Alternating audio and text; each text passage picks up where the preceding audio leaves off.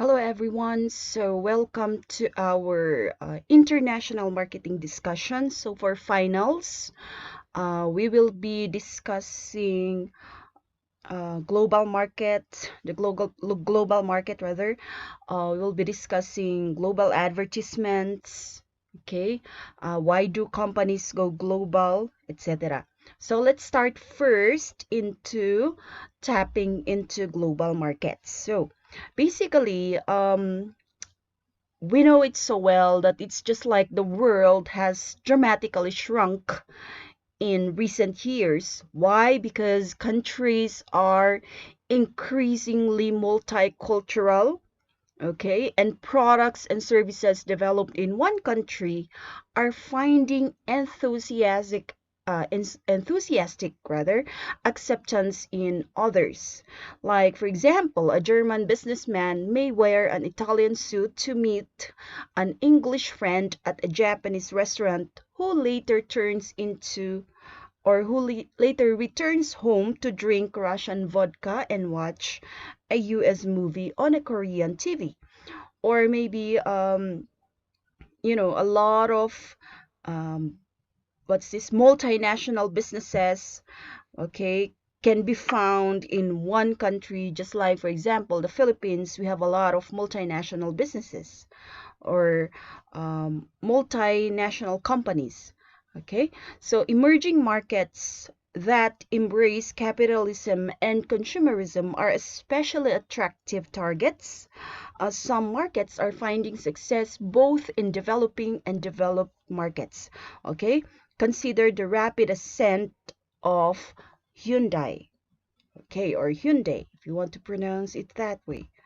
All right, so companies have long been successful, okay, global marketers, just like maybe the firms like Shell, Bayer, Toshiba, okay, they have sold around the world for many years in luxury goods such as jewelries or watches and handbags, okay, where addressable market is relatively small. A global profile is essential for firms like Prada, Gucci, Louis Vuitton, okay, to profitably grow. But global competition is definitely intensifying in more product categories as new firms make their mark on international stage. Okay. All right, so moving on, most companies would prefer now to remain domestic if their domestic market were large enough. Okay, so managers would not need to learn other languages, laws, okay, and deal with, okay, volatile currencies, face political and legal uncertainties, or maybe redesign their products to suit different customer needs and expectations. So businesses would be easier and safer. Yet, okay, several factors can draw companies to go into the international arena. So let's talk about the reasons why businesses would decide to go abroad. Okay, what could be the reason? So, some international markets present better profit opportunities than the domestic market. So the company needs a larger customer base to achieve economies of scale, or the company wants to reduce its dependence on any one market.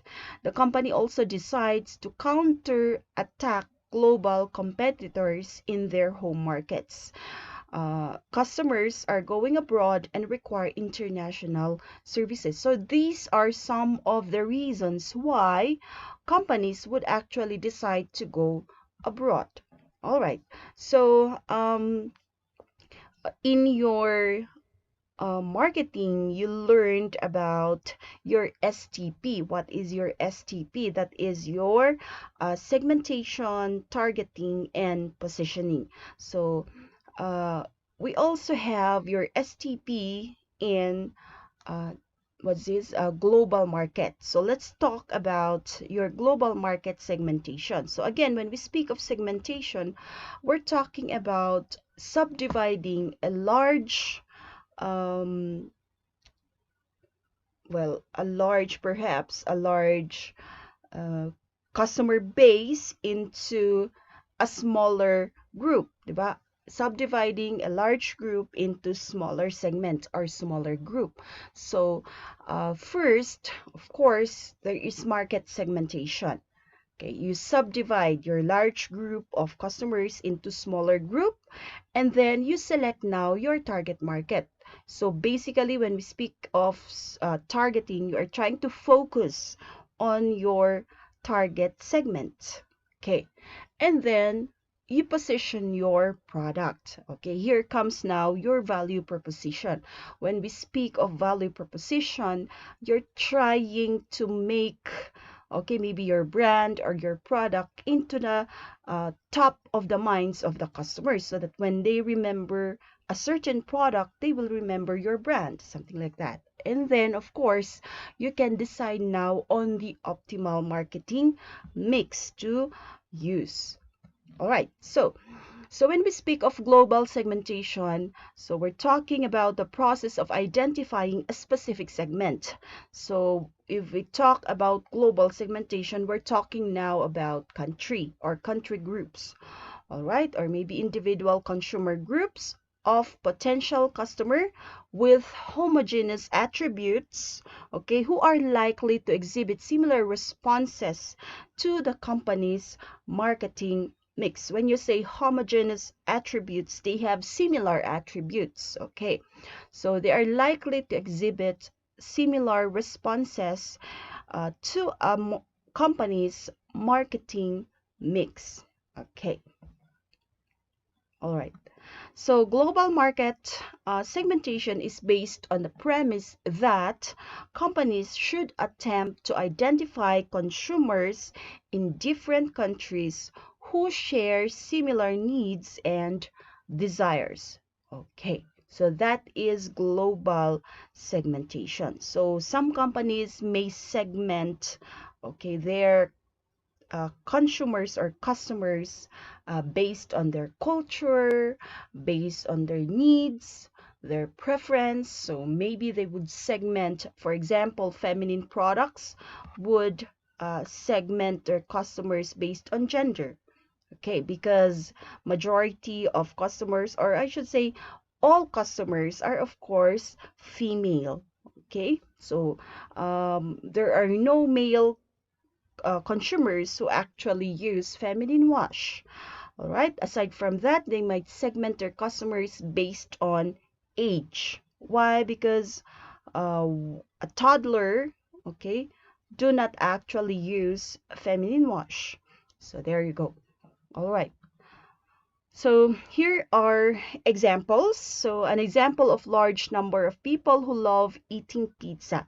However, the fact that significant number of pizza-loving consumers are found in many countries, okay, does not mean that they are eating the same, or they are eating exactly the same pizza. So, for example, in France, Domino's serving pizza with goat cheese and strips of pork fat known as lardons. In Taiwan, toppings include, of course, squid, okay, crab, shrimp, and pineapple. Brazilians can order their pies with mashed potato and cinnamon. Okay, for others, they do not want that.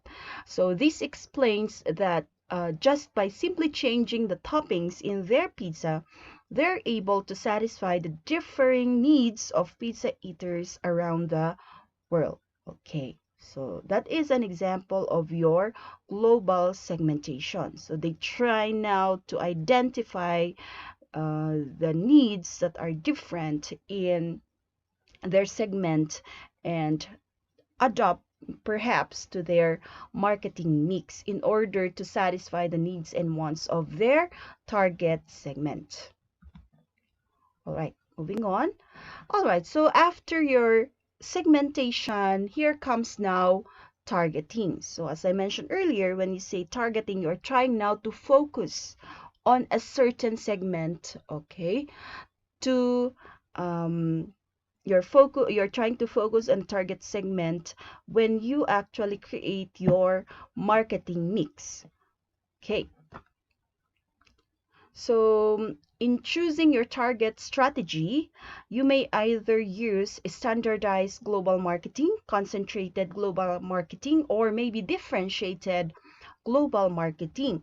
So first, when you speak of your target marketing strategy options, you may either use undifferentiated, or this is also known as your mass marketing. So your target is a broad market.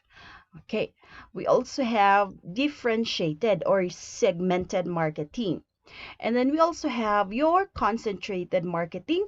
We also call this your niche marketing. Why niche marketing? Because you are just trying to focus on a small group of uh, your target market. Okay, moving on.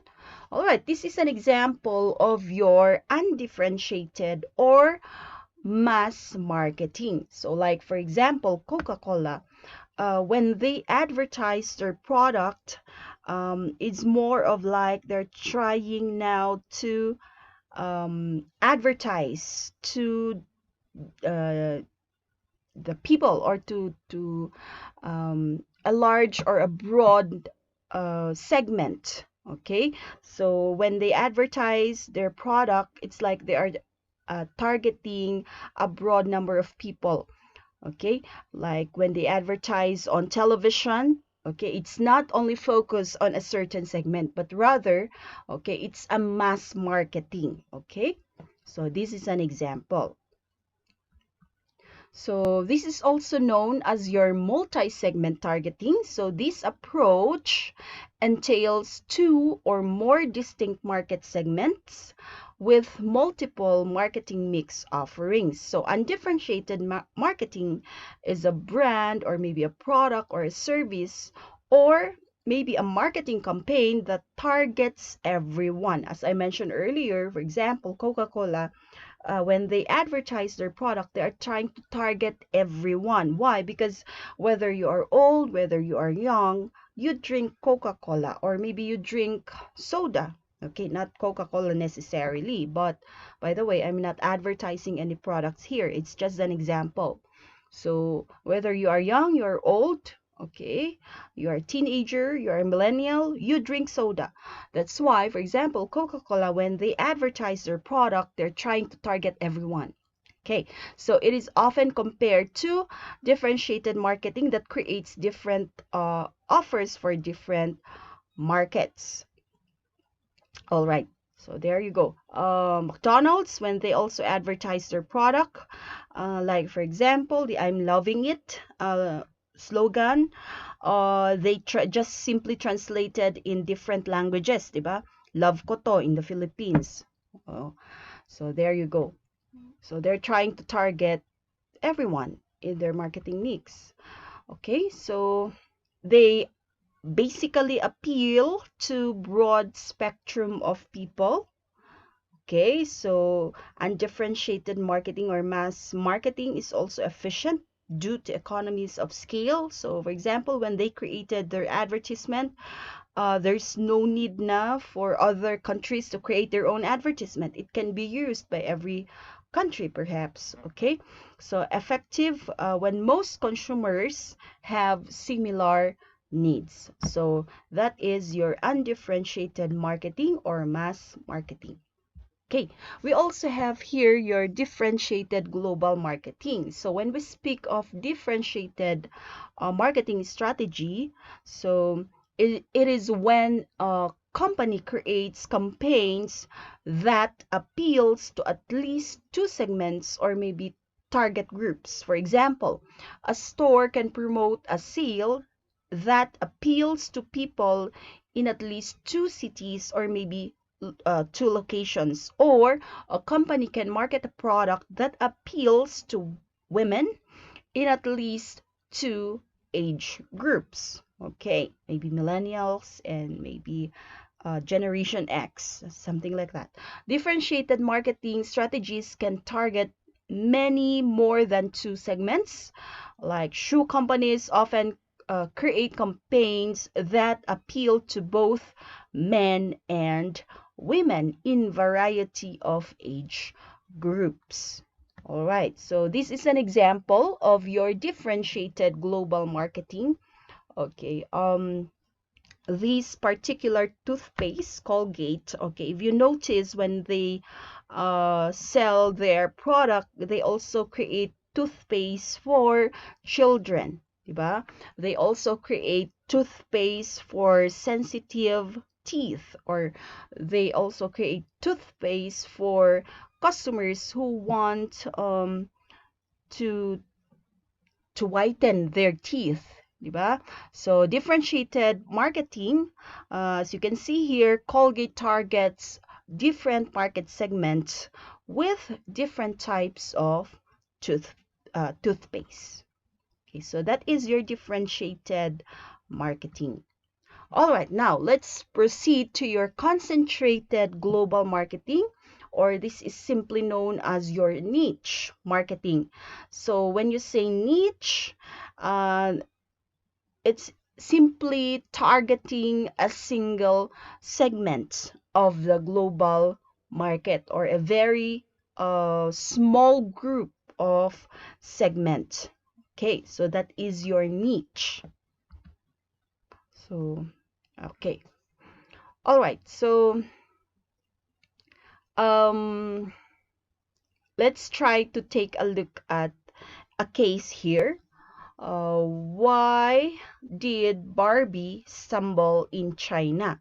So, in last March 2011, American toy maker Mattel closed its first flagship Barbie store. Okay, it's known as the House of Barbie in Shanghai after 2 years since opening in 2009.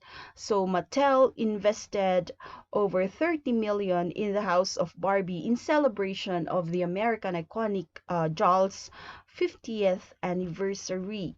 So why did it stumble in China? So these are the reasons why Mattel, or yeah, Barbie were not actually embraced by Chinese customers. So the Chinese concept of femininity is actually what? Different from that of American. So in China, feminine is more about sweet and soft rather than smart, strong, okay, women. So more about gentle and loving rather than that dazzling and fashion forward. So that's the difference. In Asia kasi we have different concept of being feminine. Okay, if you compare it to the Western countries, diba? So the merchandise in the store was expensive since Mattel did not source in China. So another reason why Barbie stumbled in China is that they did not source their materials perhaps in China. That's why the product or this Barbie is more expensive. So, yun. Okay. All right. As you can see in this example, or in this case here, it shows how important segmentation is. So if you do not adopt your product based on the needs, or maybe based on the preference of a certain segment, definitely your segment or your target market will not, or the customers will not buy your product. Why? Because they have different needs. Diba? For example, okay, if you have a product which is definitely intended supposedly for what's this, senior citizen, but you created a product, or maybe you in your marketing mix you did not specifically target them, or you did not adapt to their needs and wants, then of course if your product is for senior citizen, the generation, or the millennial generation will not buy your product. Why? Because it's not for them. So that is one of the importance of segmentation. So you have to segment your customers. Okay, similarly, if we are talking about global segmentation, you have you have to segment your customers based on the country, based on the culture, okay, based on the preferences of that certain country or maybe certain segment. Okay, all right. Moving on, let's proceed now to your positioning. When you say positioning, this is actually the act of designing a company's offering and image to occupy a distinct place in the mind of your target market so that when they remember a certain product, they will always remember your brand. Another example, diba, sometimes for us, instead of saying, I want to buy, if you go to a store, you say, I want to buy a soft drink. Instead of saying soft drink, you will just say, may I buy a Coke? Okay. Uh, isang Coke nga, Pepsi, something like that, diba? Or maybe if you buy toothpaste, instead of saying, I would like to buy toothpaste, but you would rather, you would say, okay, I want to buy Colgate, maybe it's Pepsodent, something like that, diba? Instead of thinking of buying a toothpaste, parang yung brand na yung sinasabi mo. Okay. Or maybe sabi mo, tara magpa-Xerox tayo. Pero Xerox is actually a brand. Okay? Instead of saying photocopy, but you just say Xerox. So yon. So the goal is to locate the brand in the minds of the consumers to maximize the potential benefit to the firm. Okay, so that is the goal of your positioning. Okay, so in positioning your product, okay, you come up with your value proposition. When you say value proposition, perhaps coming up with something that is unique or maybe something that will differentiate your product from your competitors. Like, for example, okay, this example here, Purdue. Okay, so this is chicken. Purdue is an American brand. Okay, their target customers are quality conscious consumers of chicken. So what is their value proposition perhaps, or the key benefit that they would receive or the customers would have in having that particular brand? Okay, so Purdue Chicken claims that their chicken is tender. Okay, they also have, in terms of price, they also have 10% premium. All right, so their value proposition is that more tender chicken or golden chicken at a moderate premium price. Okay, Volvo, on the other hand, is what's this? It's a car, uh, or it's a brand of a car, diba? Station wagon. So their target customers are safety conscious upscale families. Okay, so what's the benefit of their product? They claim that it's durable and it's safe. And in terms of price, they also have 20% premium. So what is their value proposition? So Volvo is the safest, most durable wagon or wagon.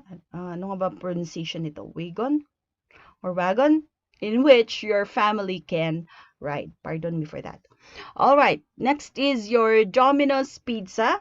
So it's also its target market or customers would be convenience minded pizza lovers. So their key benefit is that the delivery is fast, so speed and good quality.